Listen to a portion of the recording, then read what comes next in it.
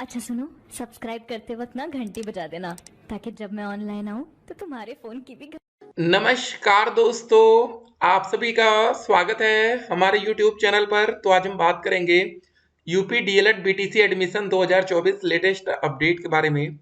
तो आज हमारी तारीख हो चुकी है 21 अगस्त 2024 की। आवेदन की स्थिति को हम इस वीडियो में देखने वाले हैं। क्या आज की डेट तक आवेदन हमारा शुरू हो गया है या नहीं हुआ है, या कब तक आवेदन होगा, या आपके मन में एक और सवाल होगा कि इस साल 2024 में एडमिशन होगा कि 2025 में एडमिशन होगा।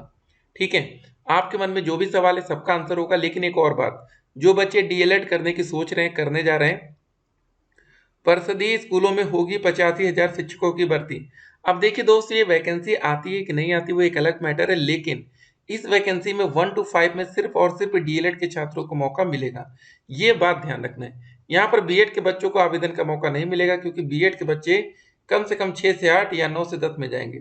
उनको 1 to 5 से बाहर किया गया है। जब बात परिषदीय कभी भी आप सुनेंगे तो प्राइमरी स्कूल की बात होगी, वहां पर डीएलएड छात्रों को मौका मिलेगा। अब देखिए दोस्तों, डीएलएड प्रवेश का पता नहीं, बेरोजगार छात्र परेशान है। यहाँ पर आप देख सकते हैं, पिछले साल डीएलएड में प्रवेश के लिए ऑनलाइन आवेदन 2 जून से शुरू हुए थे। इस लिहाज से देखा जाए तो प्रवेश प्रक्रिया 2 महीने पहले मतलब पिछड़ चुकी है। सूत्रों के अनुसार परीक्षा नियामक प्राधिकारी कार्यालय ने 2 महीने पहले ही शासन को डीएलएड प्रशिक्षण 2024 में प्रवेश का प्रस्ताव भेज दिया था, लेकिन अब तक अनुमति नहीं मिली है। ठीक है, मामला यहाँ पर फंस रहा है और कुछ नहीं है। ठीक है, अगर पीएनपी को खुद से आवेदन लेना होता, डायरेक्ट मतलब होता ना कि जो मने आप करिए अपनी मनमर्जी, तो अब तक आवेदन की प्रक्रिया पीएनपी ने शुरू करा दी होती। लेकिन अब देखिए, ठीक है, यहाँ पर पावर या कंट्रोल सरकार का है, तो जब तक वहां से परमिशन नहीं मिलती है तब तक कुछ नहीं हो पाएगा। लेकिन आप लोग के कमेंट का आंसर इस वीडियो में जरूर होगा। यूपी से डीएलएड कर सकेंगे देश भर के छात्र। दोस्तों, जो ये न्यूज़पेपर की कटिंग आई थी, इसमें एक बात को क्लियर किया गया कि अदर स्टेट के बच्चों को भी इस बार डीएलएड में एडमिशन की छूट होगी, परमिशन होगी।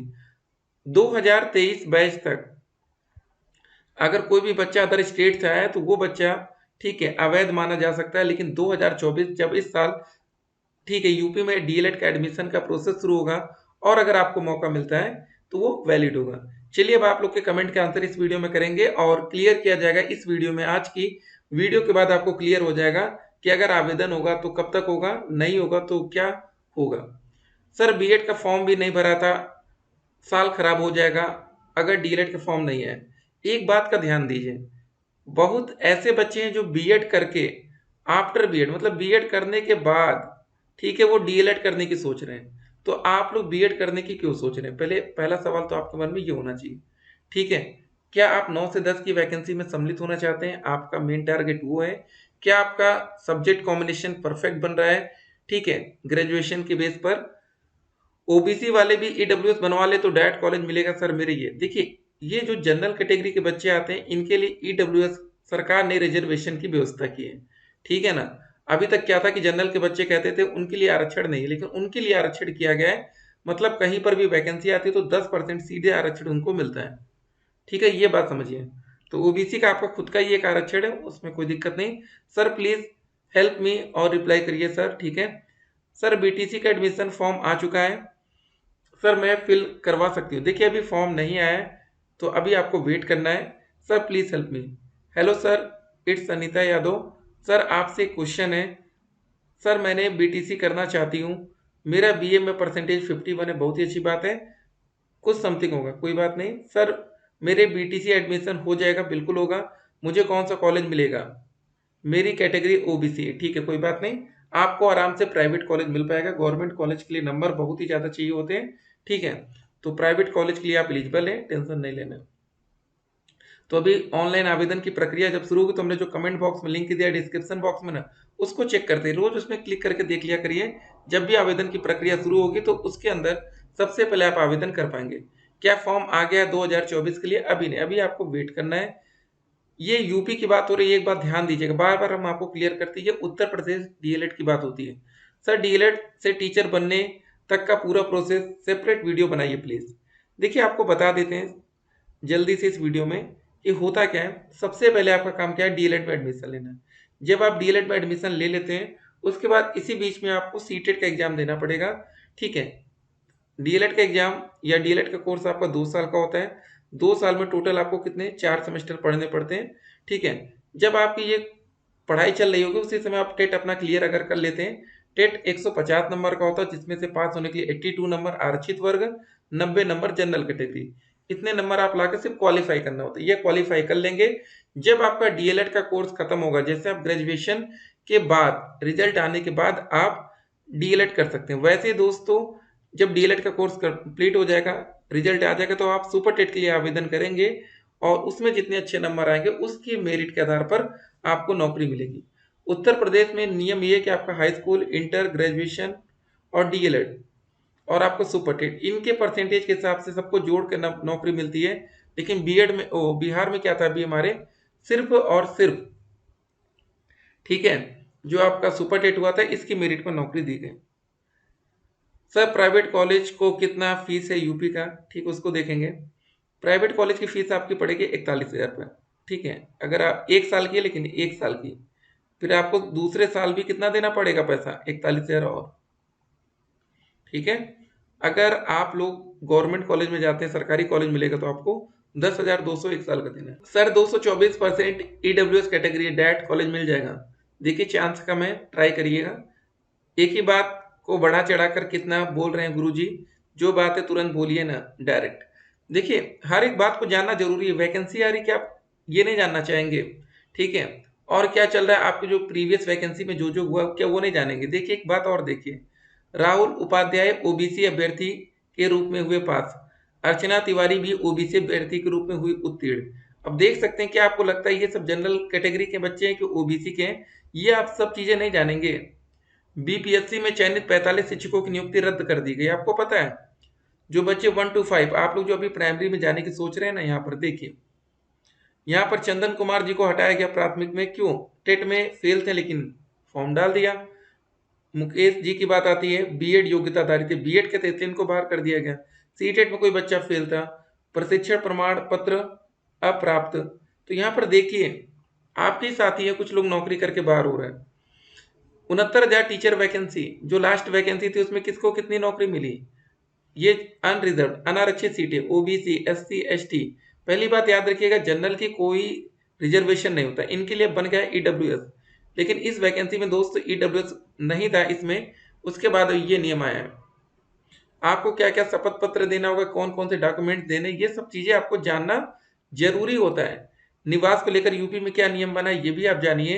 एज लिमिट क्या है ये भी जानिए। शैक्षिक अर्हता क्या है ये भी जानिए।